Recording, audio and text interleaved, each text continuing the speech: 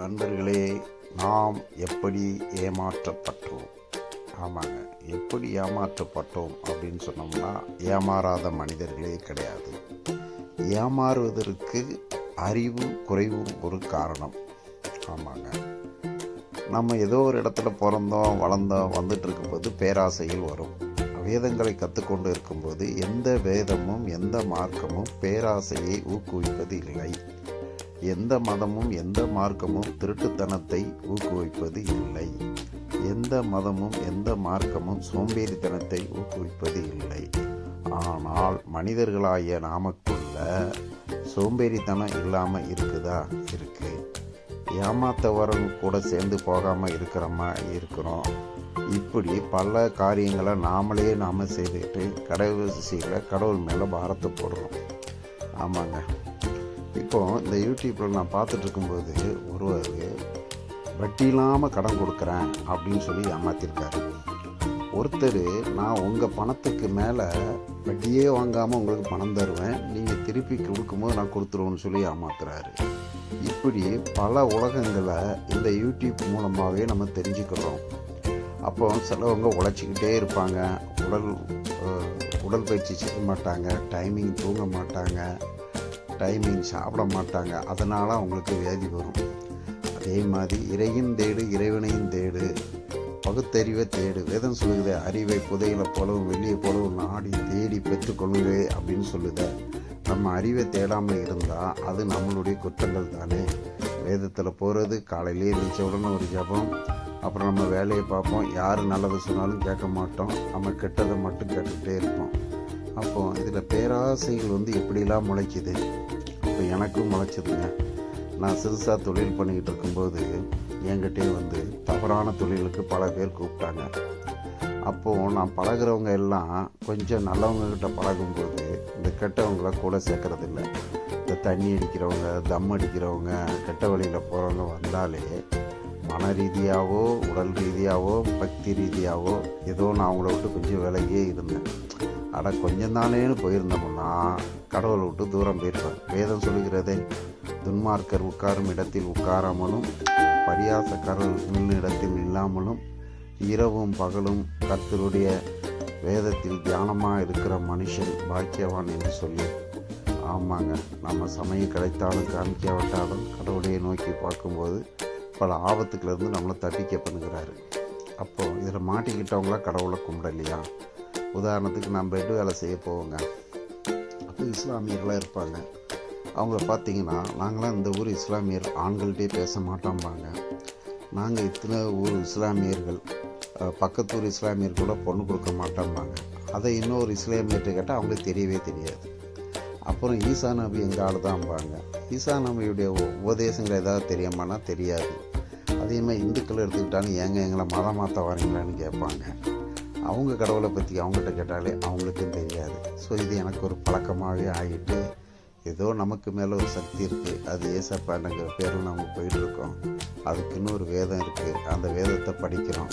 அந்த வேதத்தில் சொல்லுது, என்னே அல்லாமல் வேறு வசனங்களையோ வார்த்தைகளையோ நடபடிகளையோ தேவ தூதனே சொன்னாலும் அவனை அப்பாட போய் சாய்த்தானே என்று சொல்லிடுங்க, அவனுக்கு செவி சாய்க்காதீர்கள், அவன் சபிக்கப்பட்டவன்னு சொல்லிடுங்க.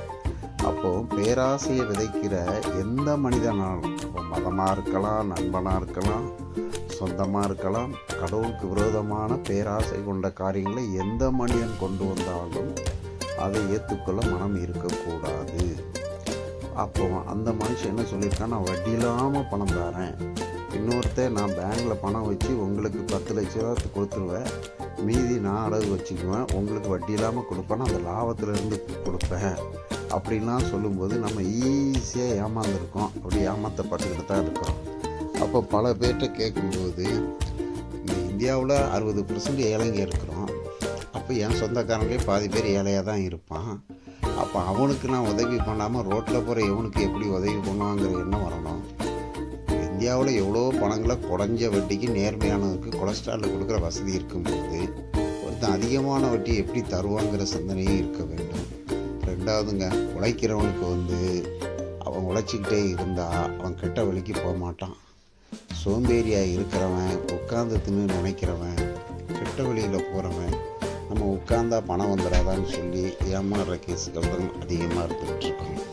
இப்போ ஏமாறாமல் இருக்கணும்னால் பேராசைகள் இருக்கக்கூடாது. பேராசைகள் வரும்போது ஏமாந்தே தீர வேண்டும். அப்போ அந்த ஏமாத்துறதுக்கு மதங்கள் என்ன சொல்கிறது? எந்த மதமாவது நீ திருட்டுத்தனம் பண்ணு, நீ பிறரை கொள்ளையடி, நீ பிறரை கொலை செய்யி, நீ பிறரை ஏமாத்து, நான் அதனால் உனக்கு சொர்க்கத்தை தருவேன்னு சொல்லவே இல்லை. எந்த மதமும் நீ சோம்பேறியாயிரு, நான் உனக்கு சோறு போடுவேன் அப்படின்னு சொல்லவே இல்லை. அப்படி இருக்கும்போது நாம் சோம்பேறியாக இருந்துக்கிட்டு உழைக்காமல் சிந்திக்காமல் இருக்கிறது நம்மளுடைய குற்றமே. நம்மளை பிறர் ஒருத்தர் ஏமாத்துறாங்கன்னா அதுக்கு முழுக்க நாமளே காரணம். அப்போ நம்ம காரணத்தை நம்ம அறிஞ்சிக்கிடணும். அதை எப்படி அறிஞ்சிக்கிறது? வேதங்களை படிக்கணும், வேதங்களுக்கு சாய்க்கணும், இறைவனையும் தேடணும், இறையும் தேடணும், அறிவை தேடணும், புதையலை தேடணும், நல்வழியை தேடணும். அந்த நல்வழிகளை தேடும்போது இதில் தப்பித்து கொள்ளலாம். எனக்கு ஒரு மேக்னெட் பெட் எடுத்துக்கிட்டு வந்தாங்க. இந்த ஒரு பெட்டை ஊற்றினா இவ்வளோ லாபம் கிடைக்கும்னாங்க. அந்த பெட்டை ஆராய்ச்சி பண்ணி பார்த்தா அது கொஞ்சம் காசு தான். அதை இவ்வளோ லாபத்தில் ஏன் விற்கணும் அப்படிங்கிற சூழ்நிலைகள் வந்துச்சு. அப்போ நீ உருப்பட மாட்டான், நாங்கள்லாம் பெரிய ஆளுங்க, புத்திசாலிங்க, நாங்கள் போகிறோன்னு போனாங்க. கொஞ்ச நாள் கழித்து பார்த்திங்கன்னா அவங்களே ஏமாந்துட்டு ஏமாற்றப்பட்டன்னு ஓடி வந்தாங்க. அப்போது 4 பேரோட சிந்தனை செய்யும்போதும் அறிவுபூர்வமாக நடக்கும்போது இப்பேற்பட்ட ஏமாத்து பிசாசுகள்கிட்டருந்து நம்ம தப்பிக்க முடியும்.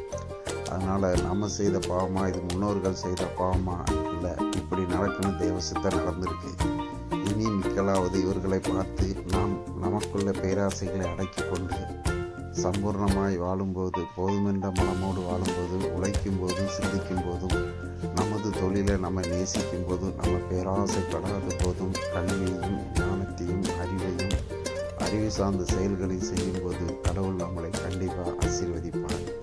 கடவுளை நம்புவோம், நல்வழியை தேடுவோம், உழைப்போம், தூங்குவோம், உடற்பயிற்சி செய்வோம், இறைவனுக்கு நன்றியை செல்வோம். உலகம் இருக்கும் வரை ஏமாத்துக்காரர்களும் துன்மார்க்கர்களும் பெருகி கொண்டே தான் இருப்பார்கள். வேதத்தில் சொல்கிறது, கர்த்தாவே சோதனைக்கு கீழ்ப்படுத்தாமல் தீமையிலிருந்து எங்களை ரட்சித்துக் கொள்ளும். ஆமாம், இந்த கோணலும் குரலனுமான இந்த உலகத்தில் நம்ம தீமையிலிருந்து தப்பிச்சுக்கலன்னா டெய்லி இரவு வேதங்களை படித்து இறைவனுக்கு கீழ்ப்படிந்து பேராசையில் படாமல் உழைத்து வாழும்போது துன்மார்க்கமான காரியங்களிலிருந்து தப்பிச்சு கொள்ள முடியும் என்று நானும் நம்புகிறேன். வேதம் தெளிவாக சொல்கிறது, என் ஆலோசனை அல்லாமல் வேறொரு ஆலோசனையை தேவ தூதனை சுமந்து சொன்னாலும் அவன் சபிக்கப்பட்டவன். ஆமாம், சபிக்கப்பட்டவர்கள் எந்த வேதத்தை சொன்னாலும் நாம் கேட்க வேண்டாம். வேதத்துக்கு கீழ்ப்படுகிறவர்கள் சொன்னால் மட்டும் கேட்போம். வேதத்தை நாடுவோம். எல்லா மதங்களும் நல்லதை சொல்கிறது. அந்த நல்லதை நம்ம எடுப்போம். தீமை வழியை விட்டு விலகுவோம். தீமையை விட்டு ஓடுவோம். தீமை நம்மளை வராமல் காத்துக்கொள்வோம். ஏமாறாமல் இருப்போம். அது ஆணானாலும் பெண்ணானாலும் காதலாய் வரலாம், மோதலாய் வரலாம், பொருளாய் வரலாம், பேராசை வரலாம். 1000 தலைமுறைகள் நமக்கு வந்தாலும் நாம் ஒரே எண்ணத்தில் இறைவனை நோக்கி நீதி, நேர்மை, நிதானம், பொறுமை, அன்பு, பலன் என்கிற சக்தியோட கடவுளை நோக்கி பார்ப்போம். அவரை நோக்கி பார்த்த முகங்கள் வெட்கப்பட்டு போனதே இல்லை. அவரை நோக்கி பார்த்த முகங்கள் வெட்கப்பட்டு போவதில்லை. அவரையே நோக்கி பார்ப்போமாக. கடவுள் என்றும் இரக்கமுள்ளவர். அவர் கோபம் ஒரு நிமிஷம், இரக்கமோ வானத்துக்கும் பூமிக்கும் எட்டாத உயரம். அவர் இரக்கத்தை நாடுவோம். அவர் இரக்கத்தை பெற்றுக்கொள்வோம்.